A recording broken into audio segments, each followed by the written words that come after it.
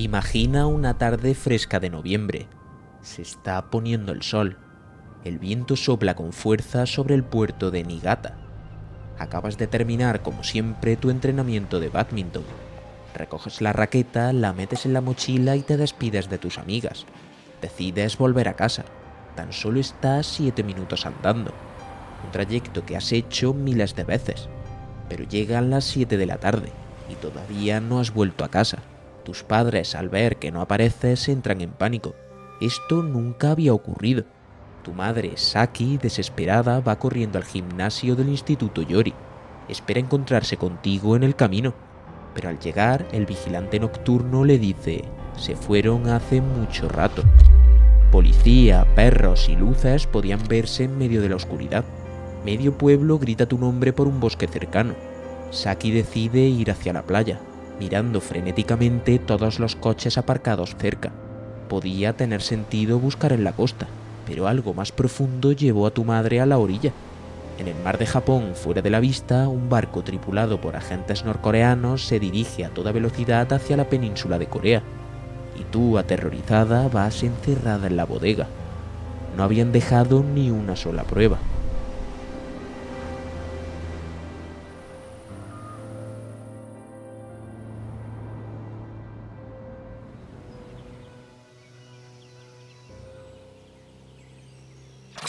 Pues bien, realmente esto le ocurrió a Megumi Yokota, una niña de tan solo 13 años que el 15 de noviembre del 77 fue raptada por el régimen, y nadie sabe por qué. La policía estuvo más de 8 años buscándola. Una unidad de policía ocupó su casa. Lanchas patrulleras cruzaban una y otra vez el mar de Japón, pero la investigación no llegó a ningún lado. El padre de Megumi, Shigeru, caminaba por la playa todas las mañanas. Por la noche lloraba en el baño. Saki, su madre, lloraba cuando estaba sola, esperando que los hermanos de Megumi, gemelos de 9 años, no la escucharan. Durante años intentaron simplemente soportar el vacío, pero lo que no sabían era que la desaparecida estaba viva. Un espía norcoreano que desertó a Corea del Sur en el 93 le contó con detalle a las autoridades sobre una mujer secuestrada que coincidía con su descripción. La recuerdo muy claramente. Yo era joven y ella era muy guapa, dijo Ang Myung-jin. Él dijo que uno de sus secuestradores le había contado su historia. El secuestro había sido un error no planeado. Nadie había tenido la intención de llevarse a una niña. 2 agentes que estaban terminando una misión de espionaje en Niigata esperaban en la playa un bote de recogida, cuando se dieron cuenta de que los habían visto desde la carretera. Temiendo ser descubiertos, agarraron a la persona que habían visto. Megumi era alta para su edad, y en la oscuridad no se dieron cuenta de que era una niña. Llegó a Corea del Norte después de 40 horas encerrada en una bodega, con las uñas ensangrentadas por tratar de escapar. Los agentes que se la llevaron fueron castigados por su error. Ella era demasiado joven. ¿Qué pensaban hacer con una niña? Megumi lloraba y se negaba a comer, lo que puso nerviosos a sus cuidadores. Para tranquilizarla, le prometieron que si trabajaba duro y aprendía coreano con fluidez, le permitirían volver a su casa. Una mentira para una niña devastada. La gente piensa que no me acuerdo mucho de mi hermana, pero la recuerdo claramente, a pesar de que estaba en tercero o cuarto de primaria. Cuando el hermano menor de Megumi, Takuya, y su gemelo Tetsuya tenían 9 años, la policía les mostraba vídeos de artes marciales, animándolos a que no se dejen llevar y que sean fuertes. Todos los días desde hace 43 años han tratado de seguir ese consejo. Aquí está Takuya, ahora con 52 años, sentado con una copia de una postal que le envió su hermana antes de su secuestro. Al final ella le escribió: «Estaré en casa pronto, por favor, espérame». Ella era muy charlatana, activa y brillante. Era como una flor para nuestra familia. Sin ella en las comidas no había conversación. El ambiente se volvió muy oscuro. Estaba muy preocupado, pero de alguna manera me iba a la cama y me levantaba por la mañana todos los días, para descubrir que ella había desaparecido. Durante las 2 primeras décadas tras la desaparición, los Yokota no tuvieron más que un caso sin resolver, y su propia necesidad desesperada de comprender lo que había sucedido. Intentaron adivinar cómo sería ahora. Ella había sido alta a los 13 años. ¿Lo seguía siendo? ¿Seguiría conservando los hoyuelos? No tenían ni idea de si había sobrevivido esa última noche. En las ciudades costeras a finales de los 70 crecían los rumores. Los lugareños hablaban de extrañas señales de radio y luces de barcos desconocidos, incluso de paquetes de cigarrillos coreanos tirados en la costa. En agosto del 78, una pareja en la playa de Toyama fue amordazada, encapuchada y esposada por 4 hombres que hablaban un japonés con acento bastante raro. Sin embargo, los soltaron rápidamente, ya que pasó cerca un hombre con sus perros y estos empezaron a ladrar. Otros no tuvieron tanta suerte. 2 años más tarde, el periódico japonés Sankei Shimbun publicó una noticia extraña. 3 parejas se evaporan misteriosamente a lo largo de las costas de Fukui, Niigata y Kagoshima. ¿Está involucrada una agencia de inteligencia extranjera? 21 de enero de 1997. Tenemos información de que su hija está viva en Corea del Norte. Shigeru estaba atónito. Un funcionario japonés llamado Tatsukichi Yomoto, secretario personal de un parlamentario, se había puesto en contacto con los Yokota de repente. Llevaba una década investigando los secuestros en Pyongyang y quería conocerlos lo antes posible. Junto con una profunda conmoción, una loca esperanza regresó a los corazones de la familia. El gobierno creía que Megumi estaba viva. Entonces la pregunta se transformó en ¿cómo la recuperamos? Los Yokota hicieron pública su historia. Estaban aterrorizados de que Corea del Norte matara a Megumi para encubrir lo que había sucedido, pero su padre argumentó que el caso sería tratado como un rumor, a menos que se revelase su nombre. Tuvieron que difundir la noticia por todo Japón, y así pedir ayuda al país. La familia apareció en televisión en horario estelar. Se plantearon preguntas en el Parlamento. En mayo, el gobierno confirmó públicamente que Megumi no era un caso aislado. Había más familias como los Yokota. 7 de estas familias formaron un grupo de apoyo para exigir el rescate de sus seres queridos. La Asociación de Familias de Víctimas Secuestradas por Corea del Norte. Hablaron largo y tendido, contándose lo poco que sabían. Los secuestros parecían oportunistas, pero pronto surgieron patrones. La mayoría de las víctimas eran amantes jóvenes, de 20 y tantos años. Las playas de Japón se habían convertido en la escena de un crimen. Cada secuestro era una tragedia privada, un ser querido que desaparecía del mundo sin previo aviso. Algunos de los que quedaron fueron llevados al borde de la locura por su pérdida. La prensa y el público no siempre fueron comprensivos. Los informes se refirieron a los secuestros como presuntos. Varios políticos japoneses creían que las afirmaciones eran desinformación surcoreana difundida para desacreditar al norte. Pero a medida que las familias redactaban peticiones, llenaban las ondas de radio y presionaban al gobierno, la verdad iba cobrando cada vez mayor peso, generando así un efecto de bola de nieve. Y esta bola de nieve se detendría 5 años después en Corea del Norte, a los pies del propio Kim Jong-il. 17 de septiembre de 2002. Como anfitrión, lamento que tuviéramos que hacer que el primer ministro de Japón viniera a Pyongyang tan temprano por la mañana, dijo el líder. Pero el enfado del primer ministro japonés no tenía nada que ver con la hora.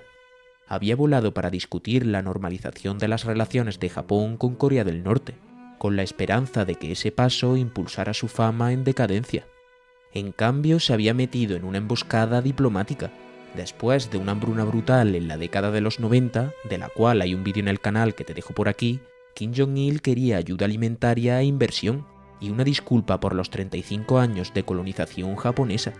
Japón se negó y quería detalles de cada ciudadano secuestrado por los espías de Pyongyang. Media hora antes del encuentro apareció la lista de nombres.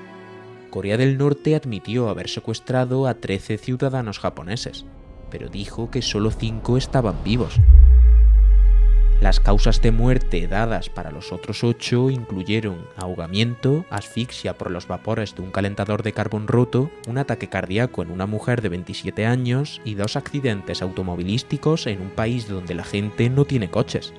Pyongyang afirmó que no podía proporcionar los restos ya que las inundaciones habían arrasado casi todas las tumbas. Vaya, qué casualidad. El primer ministro estaba horrorizado. Me siento profundamente angustiado por la información, le dijo a Kim Jong-il. Y como primer ministro del pueblo japonés debo protestar enérgicamente. No puedo imaginarme cómo se tomarán la noticia los demás miembros de la familia. Kim le escuchó en silencio, tomando notas en un cuaderno, y luego preguntó: ¿Nos tomamos un descanso? Al debatir su situación en una antesala, el portavoz del gabinete instó al primer ministro a no firmar la declaración, a menos que Pyongyang se disculpara por los secuestros. Cuando los delegados volvieron a reunirse, Kim tomó un memorando y leyó: «Hemos investigado a fondo este asunto, incluso examinando el papel de nuestro gobierno en él. Décadas de relaciones entre nuestros dos países proporcionaron el trasfondo de este incidente. Sin embargo, fue un incidente espantoso.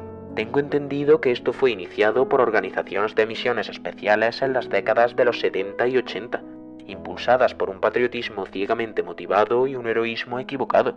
Tan pronto como me llamaron la atención sobre sus planes y acciones, los responsables fueron castigados. Este tipo de cosas nunca se repetirán». Habló de Megumi y dijo que sus secuestradores habían sido juzgados y declarados culpables en el 98. Uno fue ejecutado y el otro murió durante una sentencia de 15 años.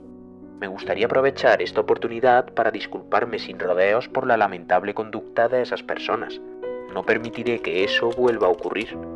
Con esta disculpa se firmó la declaración de Pyongyang. 5 personas vivas, 8 declaradas muertas. De vuelta en Japón, las familias de los secuestrados esperaban noticias ansiosamente. Los padres de Megumi se sentaron con el viceministro de Relaciones Exteriores.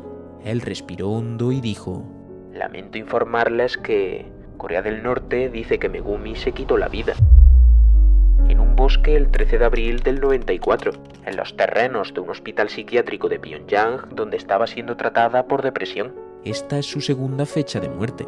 Inicialmente afirmaron que había muerto el 13 de marzo del 93, antes de declarar que había sido un error.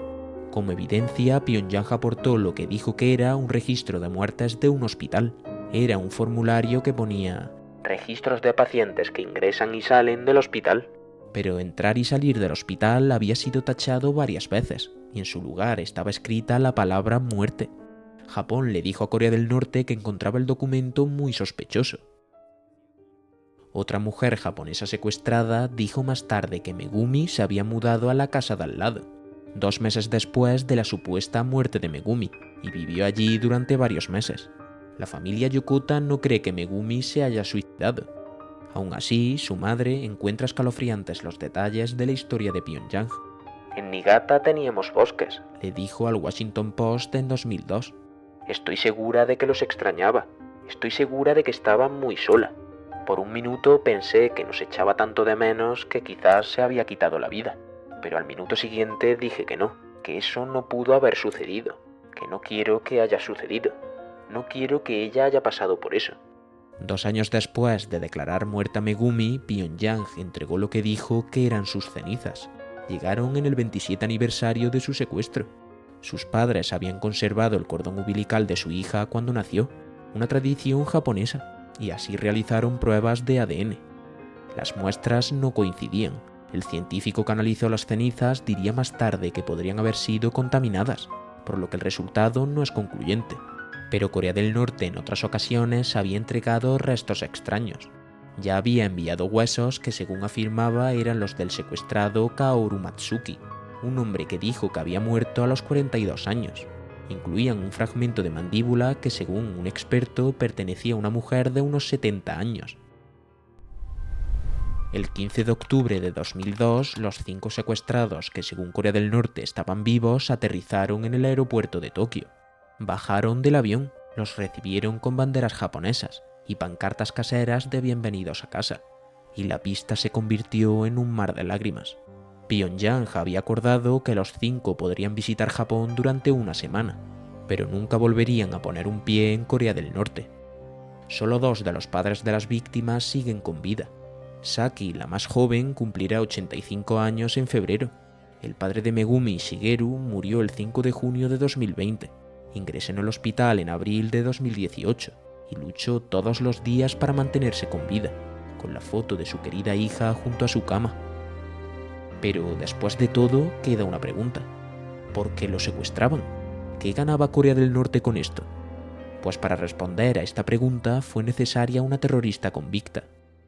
Kim Myung-ui había matado a 115 personas al ayudar a introducir de contrabando una bomba en un avión de pasajeros. Mientras contemplaba su sentencia de muerte en Seúl, testificó que era una agente norcoreana que actuaba por orden del Estado. Dijo que había aprendido el idioma y el comportamiento japonés para poder trabajar de forma encubierta. Su maestra dijo que era una japonesa secuestrada con la que vivió durante casi 2 años.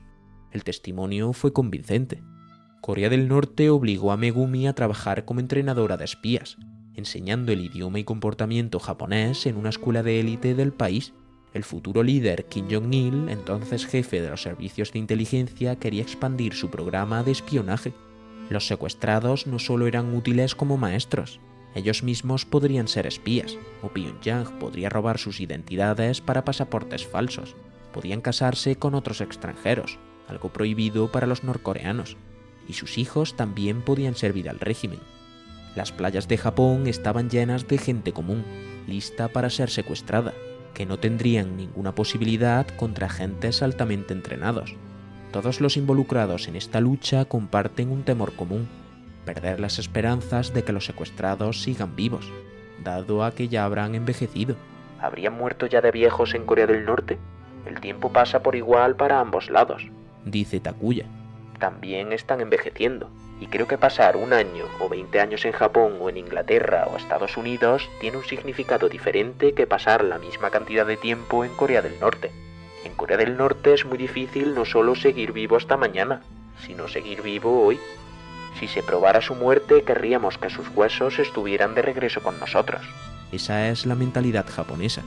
También seguiríamos culpando al gobierno japonés por no poder rescatar a los secuestrados. A pesar de que hay 17 aprobados por el gobierno, creo que muchos más están en Corea del Norte. Por lo menos más de 100. Si hay otros secuestrados, deberíamos poder establecer lo que les sucedió. Así que no vamos a dejar de trabajar por el momento. En 2014, Corea del Norte acordó abrir una investigación sobre los 8 secuestrados que aún no han regresado, a pesar de haberlos declarado muertos. Se prolongó hasta 2016 y luego se canceló por una disputa sobre las sanciones de pruebas nucleares. Querida Megumi, sé que puede parecer un poco raro que te hable a ti de esta forma. He hecho todo lo posible para vivir una vida plena, pero siento que mi cuerpo se debilita y cada día es un poco más difícil. Cuando veo a tu padre en el hospital, me invade una urgencia de encontrar la forma de que él te vea. Esta es la realidad de la vida. No somos solo tu padre y yo. Puede que estemos lidiando con el envejecimiento, la enfermedad y el cansancio, pero las familias de todas las víctimas en Corea del Norte siguen anhelando ver a sus seres queridos. No nos queda mucho tiempo. Hemos luchado mucho y muy duro con nuestro corazón y alma, pero no podemos aguantar mucho más. Aún así, seguiré luchando para traerte de vuelta, con tu padre y tus hermanos. Mi determinación aún permanece, incluso a los 85 años. Así que, por favor, cuídate y nunca pierdas la esperanza.